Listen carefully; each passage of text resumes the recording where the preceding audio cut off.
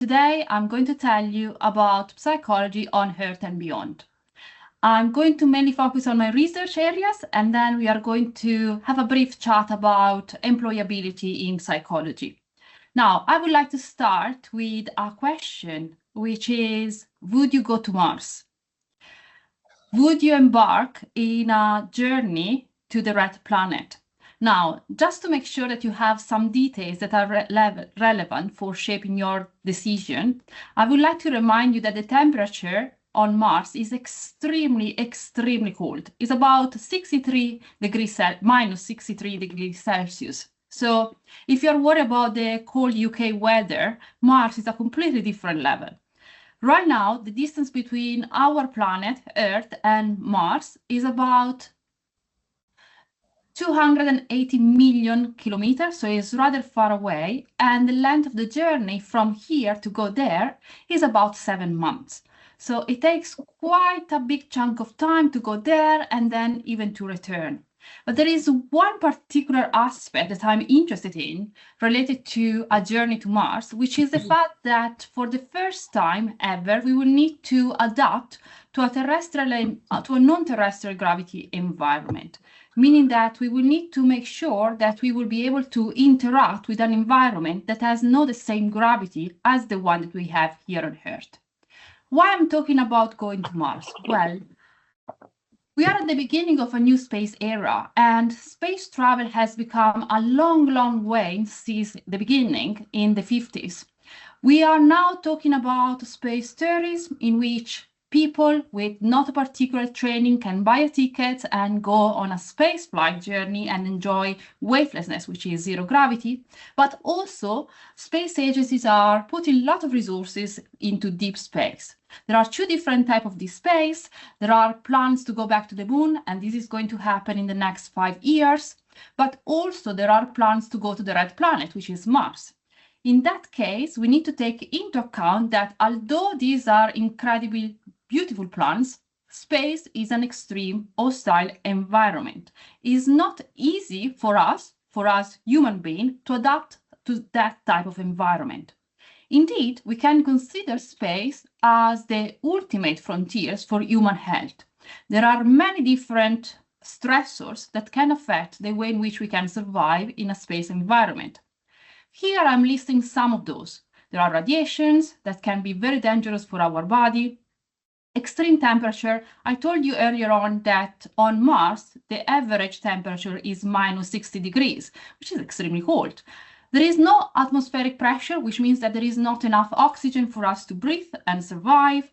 And also there is lack of light, meaning that all our ability to adjust our body to presence of light and no absence of light, meaning that we can go and fall asleep quite easily, is not going to be there, which is going to impact the way in which we are going to arrange our days.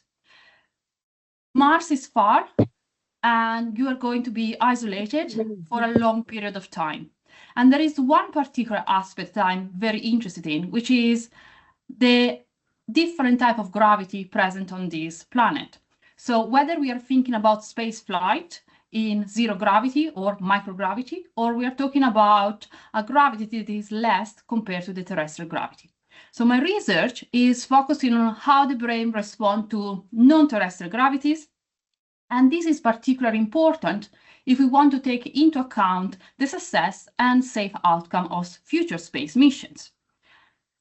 But let's talk about gravity. On Earth, we are prisoners of gravity. Gravity is always here, but as Albert Einstein said, gravity is the first thing which you don't think.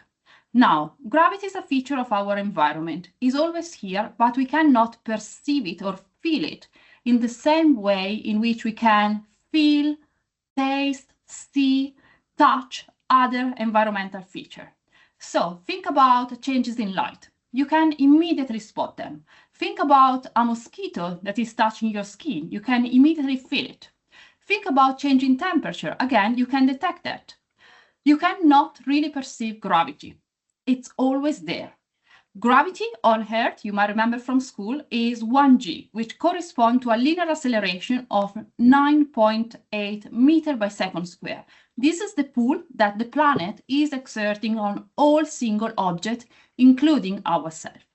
Now, how gravity is represented in the brain? It's a rather sophisticated process, meaning that there are a lot of different sensory informations that need to be combined in order to create an internal representation of terrestrial gravity. The first source of information is from the vestibular organs.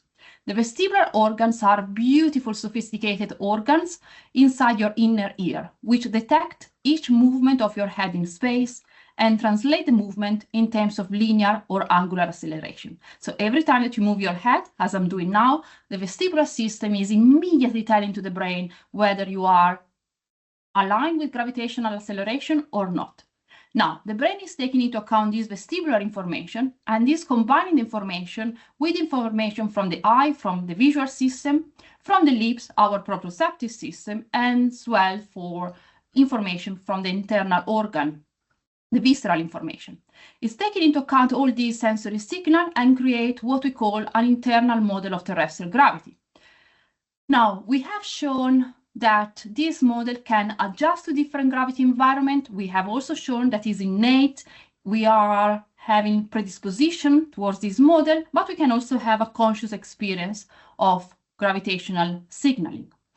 Why is this model extremely important? Well, because this model can allow us to interact with our terrestrial gravity environment.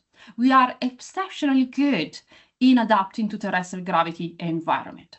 For instance, we can predict the trajectory of objects that are falling according to gravity. Think about this basketball. We know exactly how it's going to fall. You might immediately detect that there is something wrong with the Pisa Tower that is not vertical, is not aligned with gravity. And also in your life, you are always interacting with objects that are subject to gravity. So you can interact with a ball that has been thrown to you in a successful way. But let's do a quick exercise. I believe that you are at home safe with enough space around you. So if you put your hands in front of you like that, I'm going to ask you to simply lift your arm. Now, this is a rather easy movement. Maybe if you do that for thousands of times, it's going to become a little bit tiring, but otherwise you can keep doing this movement very easily. I often do this movement to drink a very nice cup of coffee that I have here nearby me, and I do that without any effort.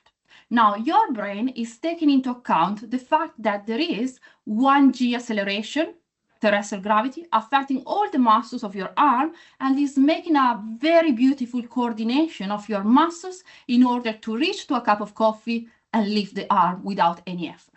How is this possible? Because you have this internal model of gravity that allowed you to interact with zero effort into our terrestrial environment. Now, we have this extremely successful model of gravity that allowed us to interact with objects in our environment with no effort.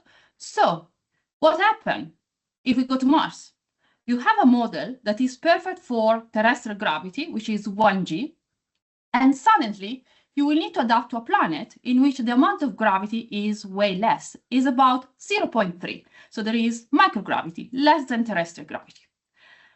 Are we expecting that our model is going to work? No, probably not.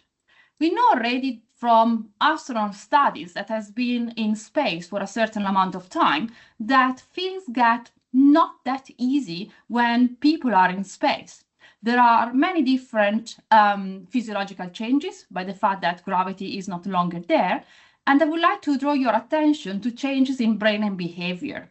So we know, for instance, that after about 200 days in space, some of the key areas in our brain that encode information from the vestibular organ kind of stop communicating with other brain areas. So here I'm showing you a slice of a brain. It's an horizontal view, which means that we have cut half of the head, the top of the head, and we are looking from above.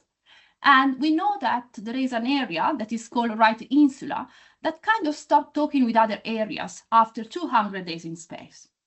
We also know from astronaut studies that the size of the ventricles, which are this area inside our brain full of liquid, is going to expand because Gravity is no longer there, the fluids are going up to our head, and these ventricles are changing shape. Now, it's not great that this is changing shape when people are in zero gravity, and in particular, it's not great that after 6 months, coming back on Earth, the size is still bigger.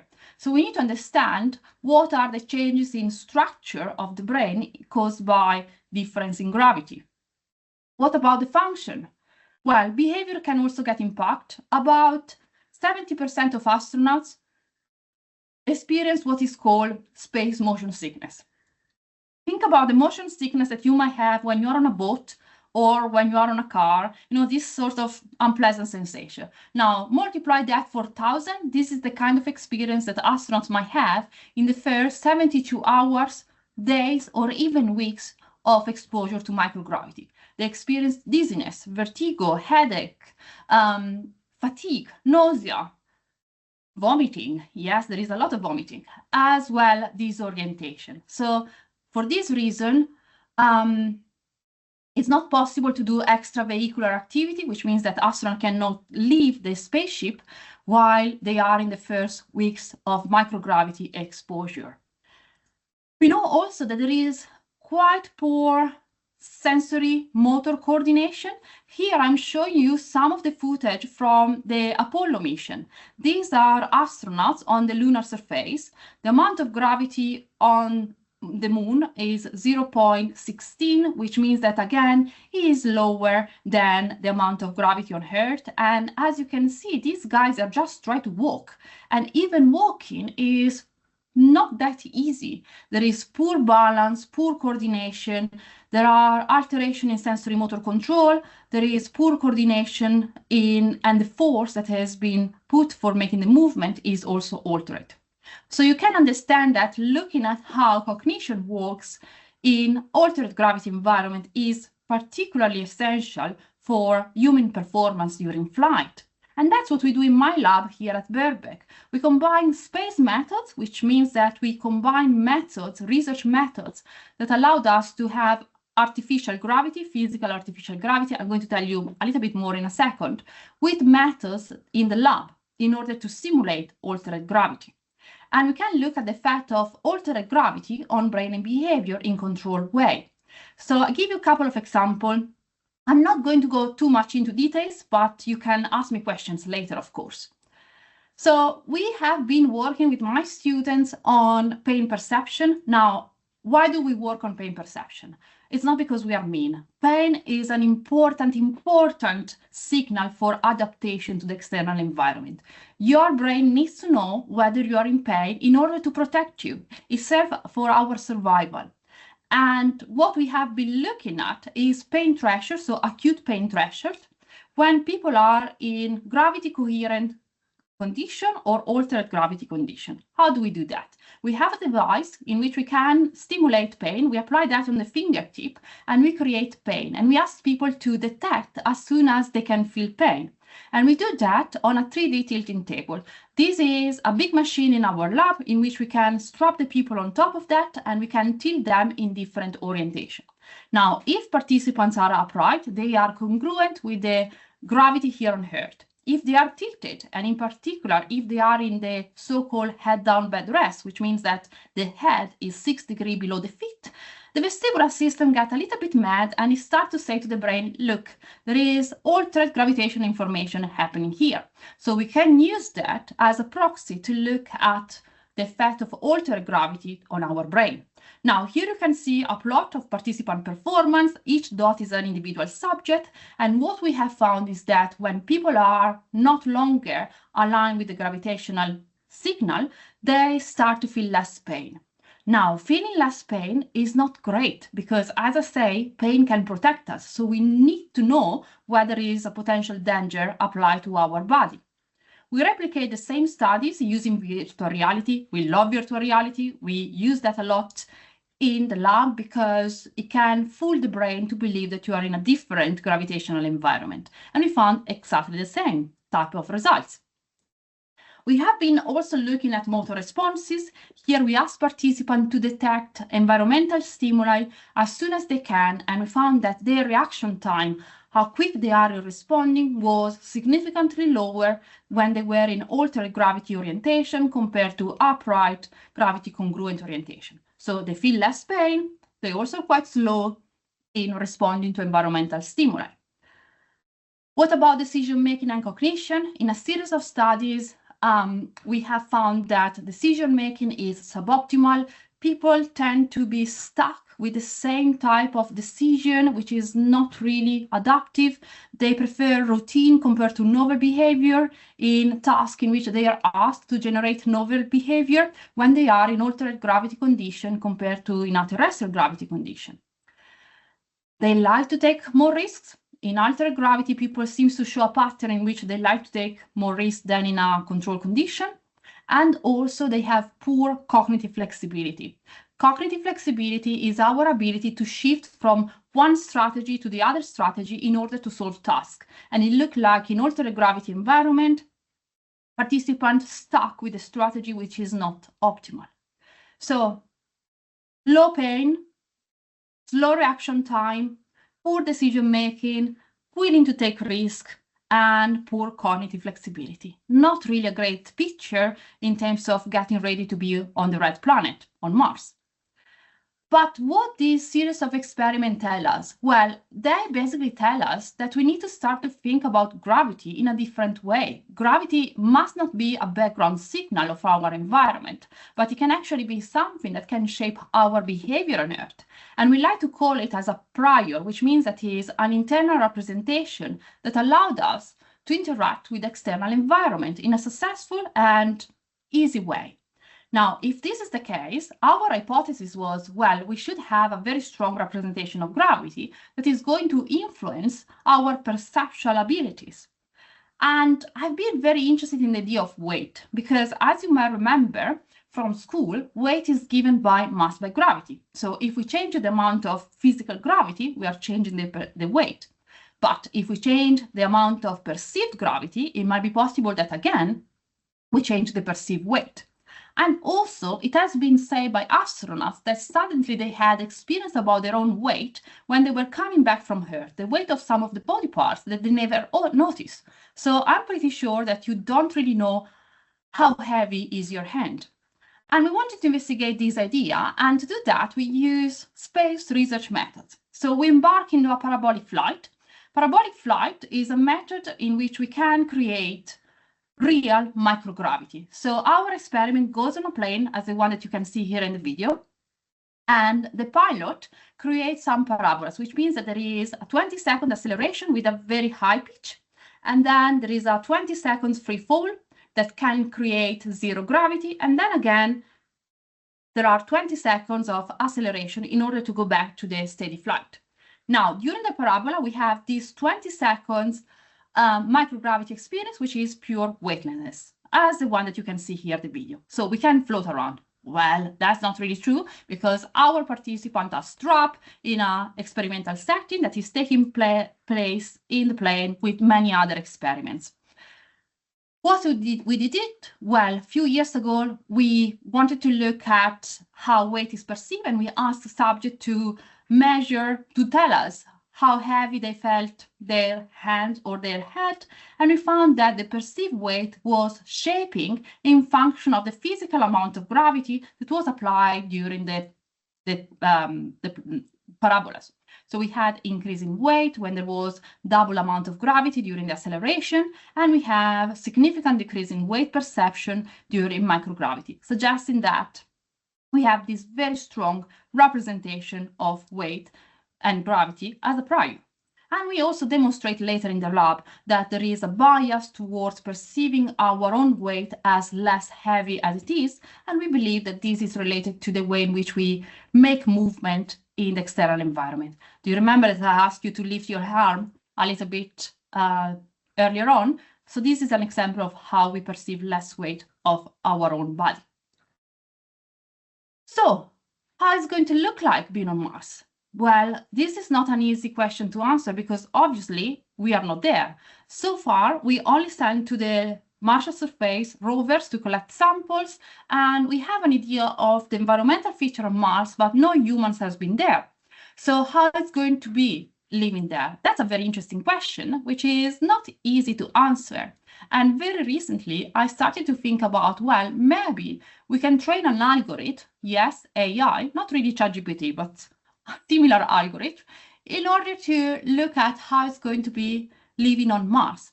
So what we did was using a neuroscience and computational approach model, in which we took all the parameters about bodily physiology, sensory processing, proprioceptive signaling, as well as vestibular signaling that we know are present on Earth from different studies. We also combine data from research that has been published in astronauts, so we know what's happening in terms of body physiology in zero gravity. We train an algorithm in order to take into account all these parameters. And then we use AI Claude Sonnet, which is an AI algorithm tools, and we ask to this AI to imagine you are a human with the following parameters, which are the ones that we set from previous studies, and tell us how you're going to feel like on the Martian surface. And what we knew from this computational approach is that the length of the walking pattern is about 1.6 meters. The EMG activity, which is the motor, the muscular contraction, is about 40%, which totally makes sense because there is less gravity. And the heart rate is quite stable. So the fake human, the AI-generated humans on Mars seems to be quite relaxed to be on that planet. You also say that gravity is enough to support familiar movement pattern while requiring less energy, which is absolutely coherent. And also, fun enough, our AI say that they are also self-aware of being on that planet, which is good because it means that they are not getting mad on a red planet. So, to sum up this part of my talk, I would like that you start to think about gravity in a different way. Yes, it does not produce a phenomenological experience. You cannot feel it as you feel light or sound. It's always on, you cannot switch it off. It's always present in our environment, but it's much more than a background signal. How can we ensure the success of future spaceflight? We need to take into account brain and behavior. We need to provide training for flight preparation as well as in-flight support, similar to what we do for other physiological systems such as respiratory, muscular, and bone. And I would like to highlight that the BPS, which is the British Psychological Society, in their magazine, The Psychologist, has defined this type of research, my research, as new frontiers for psychology. So this is something about how psychology can be applied to completely different settings. And on this note, I would like to go back on Earth. So we have talked about psychology beyond Earth, so let's go back on Earth. Why psychology? Why would you study psychology? I think that the field is absolutely fascinating because it allowed us to understand human brain and behavior, understand how we feel, how we act, how we do things. There are traditional career paths that are perhaps the most famous one, clinical psychologist, counseling psychology, and so on. But I would like to give more attention to non-traditional careers. So students with a psychology degree can look into human factors, can focus on user experience, marketing, data analyst, and they might also feel interested in exploring a new field, which is space psychology. Now, why is that possible? Because psychology really gives you a unique transferable skill set. It gives you critical thinking. It gives you the ability to judge news, information from the external environment. It gives you the ability to analyze data and perform research. It also gives you incredible opportunity in terms of problem solving, developing skill in understanding, but also in communication and interpersonal skills. And last but not least, a degree in psychology can boost your creativity, can give you a set of skills that you can apply in everyday life. Yes, because psychology is everywhere, from the therapy rooms to tech startup, and the possibilities are endless, here on Earth or even beyond.